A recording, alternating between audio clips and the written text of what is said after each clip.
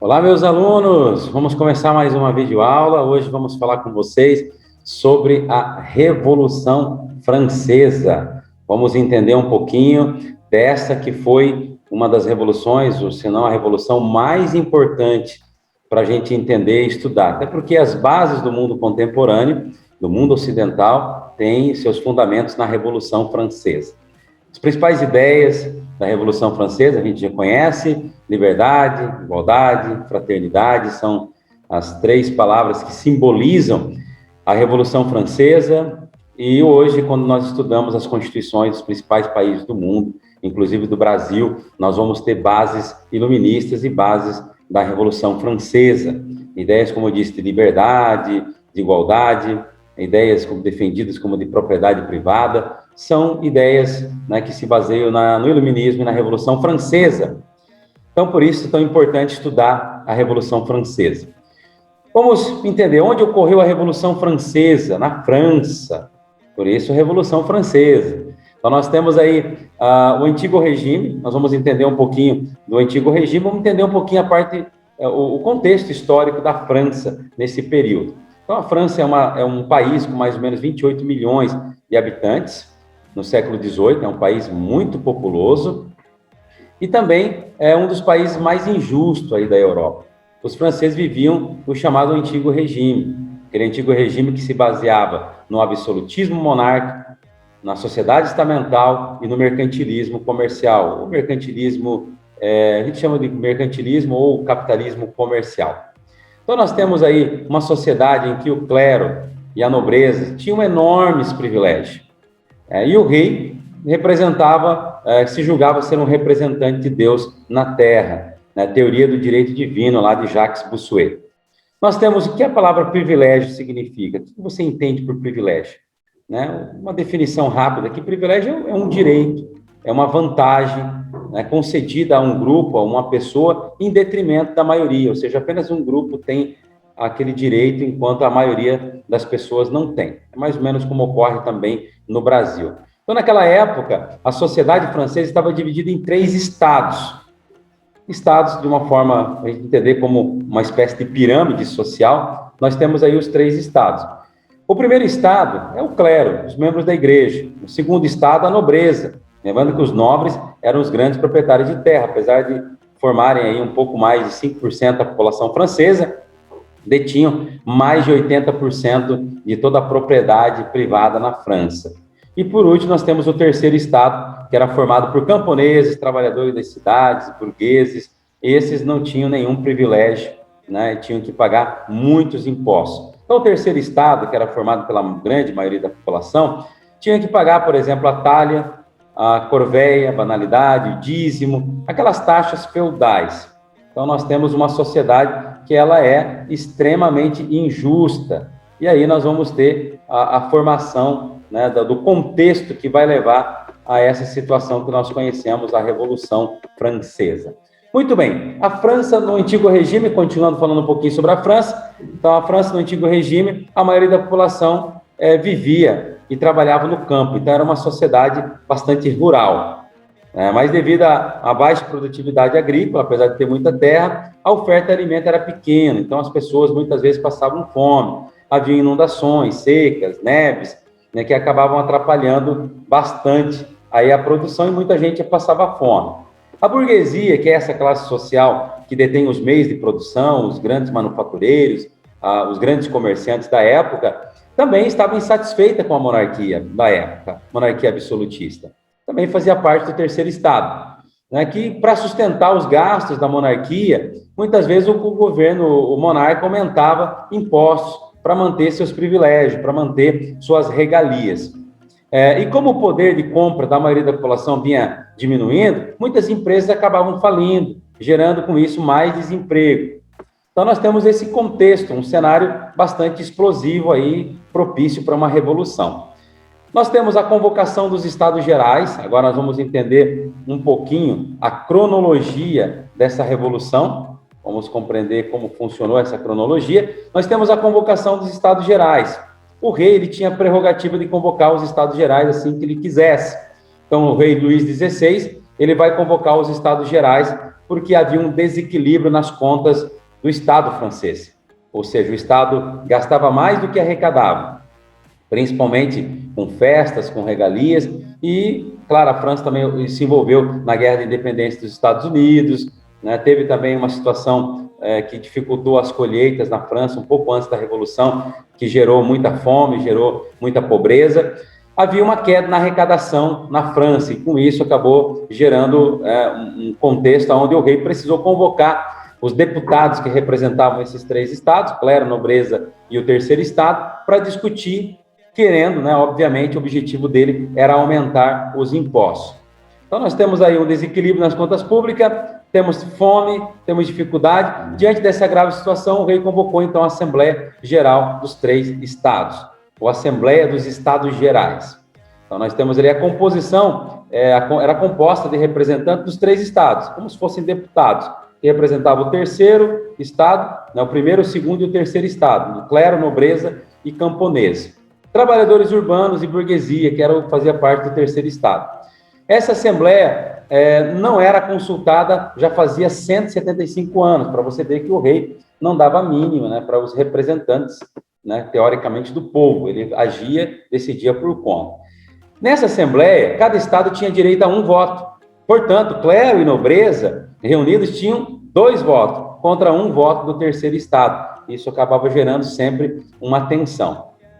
Então, a burguesia, o terceiro estado, vai se articular porque eles vão querer um voto por cabeça, por indivíduo, o que o terceiro estado acabaria formando maioria, contra o voto por estamento, né? Claro, a nobreza e o clero votavam junto, então 2 contra 1 sempre ia acabava ganhando. Então, nós vamos ter a mobilização do terceiro estado, que queria votação por cabeça, por indivíduo, o que daria uma maioria aí para o terceiro estado. Em maio de 1789, a Assembleia Geral dos Estados Gerais reuniu-se para debater a situação do país. Então, temos aí para discutir a situação do país. Processo revolucionário, como é que a gente vai entender?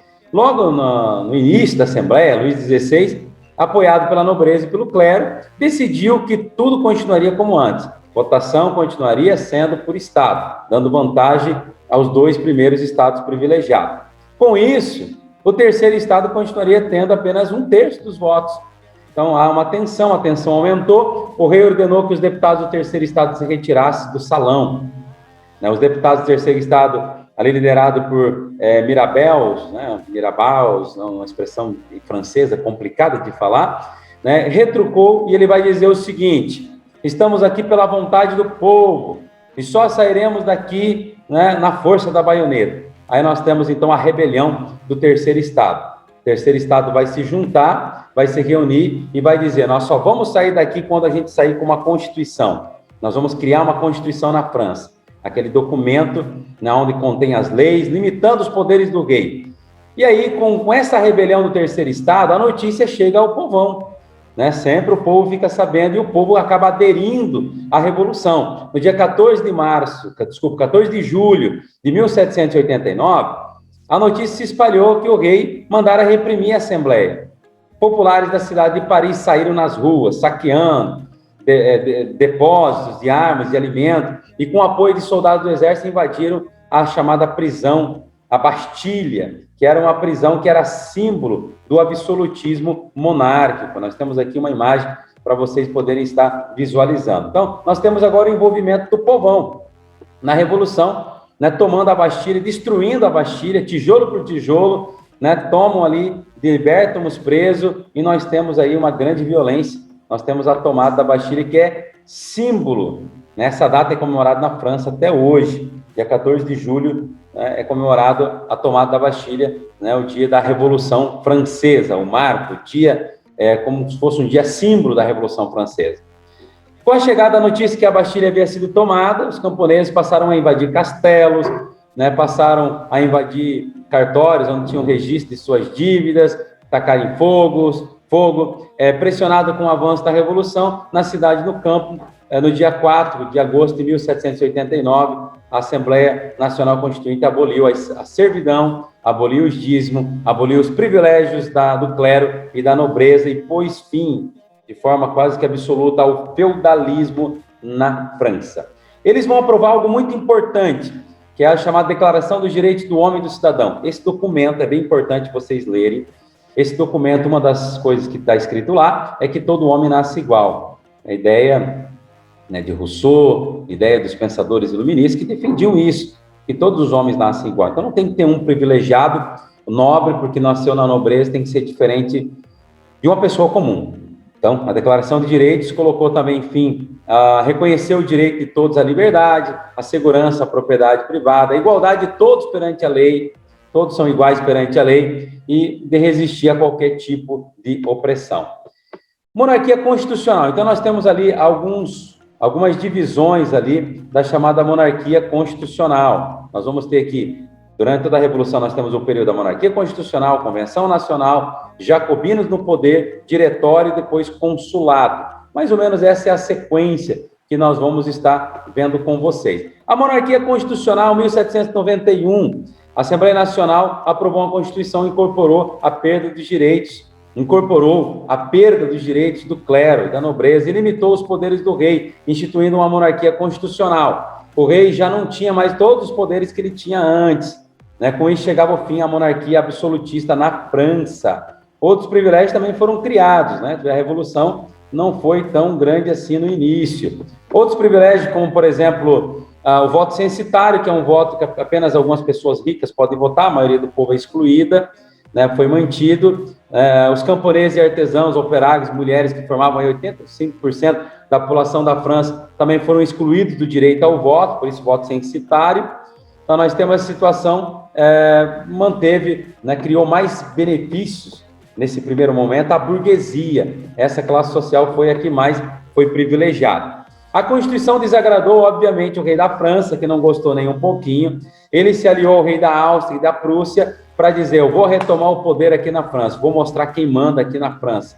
Eu sou o cara que mando, eu sou o rei sol, né, como dizia, né, o Luís XIV, eu sou o Estado, sou eu que mando. E aí, uma parte da nobreza e do clero também estavam aderiram à demanda do rei. E aí nós temos as forças do exército, né, invadindo a França. Nós temos aí uma contra-revolução. A Assembleia declarou a pátria em perigo e o povo, né, pegou em armas para defender o seu país. Então, lembrando, Luís XVI vai se unir à Áustria e à Prússia para retomar o poder. Em contrapartida, a Assembleia Nacional resolveu reagir aí. O rei fugiu, acompanhado com a sua família, fugiu da França, mas foi reconhecido e preso por populares. E aí nós temos um fato bastante importante, né? O rei vai ser julgado e o rei vai ser decapitado, vai ser morto, né, em praça pública. Novamente, nós tivemos o Carlos I lá na Inglaterra, que foi decapitado, foi morto, e agora nós temos o Luís XVI, que também foi morto. Então nós temos, agora inicia o período da Convenção Nacional. Convenção Nacional, agora cai fora a monarquia, entra a Convenção Nacional, uma república. Os membros da convenção eram eleitos por voto universal masculino, ou seja, os deputados que faziam parte dessa convenção eram eleitos por votos, né, universal masculino, não voto censitário. Nós temos aí a criação de uma convenção que vai abolir a monarquia na França e vai instituir uma república. Então, como que funcionava lá? Era composta por 750 deputados, a convenção abrigava aí 4 importantes grupos políticos. Então, nós vamos ter os principais grupos políticos que estão aí no comando, né? Primeiro, nós temos ali os girondinos. Quem eram os girondinos? Eram os representantes da alta burguesia, banqueiros, pessoas ricas. Esses defendiam o seguinte: defendiam o direito à propriedade privada, que isso era inviolável, eram contrários à participação do povão, do povo na Revolução. Do outro lado, nós temos jacobinos. Jacobinos representavam, sobretudo, aquela pequena burguesia, né? Uma classe um pouquinho mais inferior, profissionais liberais, médicos, professores, advogados da época, funcionários públicos. O que eles defendiam? Que o governo deveria ser um governo central forte, o voto deveria ser universal, deveria haver uma participação popular no processo revolucionário. O principal líder era o cara chamado Maximilien Robespierre. Depois nós temos os Cordeliers, que são os mais radicais. Esses defendiam propósitos como, por exemplo, o fim da propriedade privada. Lembrando que John Locke, aquele pensador iluminista, dizia que era um direito natural. Porém, Rousseau, que é um outro pensador francês iluminista, vai dizer que a propriedade privada é a origem de toda a desigualdade social. Então, os Cordeliers vão pegar a ideia de Rousseau e vão dizer, vamos colocar fim na propriedade privada? Né? Os principais líderes eram Marat e Danton. Então, os Cordeliers, né, junto com os jacobinos, sentavam-se em bancos mais altos, né? Por isso que eles eram chamados de exaltados, né? Ou montanheses, né? Porque estavam numa posição importante. Também temos a planície, esses eram o centrão de hoje, hora fica de um lado, hora fica do outro. É aqui que surge a ideia de direita e esquerda, porque lá na Convenção Nacional, os jacobinos e Cordeliers, que defendiam uma revolução maior, mais profunda na sociedade, eles sentavam à esquerda, enquanto os girondinos, que sentavam à direita, que eram os grandes proprietários de terra, os grandes comerciantes, defendiam que as coisas se mantivessem mais ou menos como estavam, ou seja, defendiam o chamado status quo da sociedade. Então, nós surgiu as ideias, né? Surgiu as concepções direita e esquerda. Muito bem, para a gente já ir meio para o final, nós temos aí o período dos jacobinos no poder, né? Após a execução do rei, aumentou a oposição aos jacobinos, mas os jacobinos foram importantes, tá? Eles, por sua vez, procuraram manter o controle da situação dos órgãos especiais. Foi criado o chamado Comitê da Salvação Pública. Quem estava à frente era Robespierre, mandou decapitar na França, se não me engano, morreu mais de 14 mil pessoas, aí vítima de perseguição, pessoas que eram consideradas contra-revolucionários, nobres, clérigos e assim por diante. Para conter a crise financeira na França, os jacobinos, liderados por Robespierre, vão distribuir terra que pertenciam aos nobres e aos camponeses, vão abolir a escravidão nas colônias francesas, vão instituir o ensino primário gratuito, né, vão tabelar o preço dos alimentos e assim por diante. Eles tomam uma série de medidas, mas o que eu acho mais importante aqui, a preocupação deles com a educação, né, o ensino primário gratuito a todos, que nós temos hoje na nossa Constituição, que defende justamente isso, né, que o ensino deve ser gratuito. Nós temos o assassinato de Marat, que contribuiu para a radicalização ali naquele período, para que o governo jacobino intensificasse a repressão, as pessoas suspeitas de conspirar contra a Revolução eram interrogadas, eram mortas. Esse período na França, que os jacobinos estiveram no poder, foi chamado de período de terror, porque havia muito medo, muitos assassinatos, principalmente perseguição. Os jacobinos chegaram a guilhotinar até mesmo líderes da Revolução, como o próprio Danton e Hebert, né? Esses caras que faziam parte da própria Revolução foram guilhotinados, ou seja, o negócio estava perdendo totalmente o controle. Com isso, perdendo o apoio popular e a maioria dos deputados franceses. Danton, por exemplo, foi decapitado por ser contrário ao aumento da violência. O cara, ou seja, eu não quero mais violência, o Danton falou, vai ser decapitado por isso. Os deputados girondinos e os da planície aproveitaram desse crime de radicalização para desfechar aí um golpe, prenderam Robespierre, que acabou também sendo decapitado, né? Os líderes jacobinos foram também guilhotinados, e aí entra então o período do diretório, né? Que era esse período aí onde, novamente, os girondinos assumiram o poder, ou tomaram o poder, né? Vai ter algumas reviravoltas. Eu não vou entrar tanto nesses detalhes, porque senão o nosso vídeo vai ficar muito longo, ok? Depois do diretório que os jacobinos assumem o poder, nós vamos ter também o período do consulado, né? E aí o começo da era napoleônica. Eu vou trabalhar esse tema em outro momento. Mas a Revolução Francesa foi muito importante, porque ela lançou as bases, os fundamentos da sociedade ocidental. Por exemplo, a ideia que nós temos de república, de democracia, de liberdade, né, de direitos, tudo isso surge com o advento da Revolução Francesa. Encerramos aqui, então, o nosso vídeo. Você pode ir anotando aí, fazendo o seu relatório e entregando o relatório da videoaula. Um abraço para vocês, até a próxima.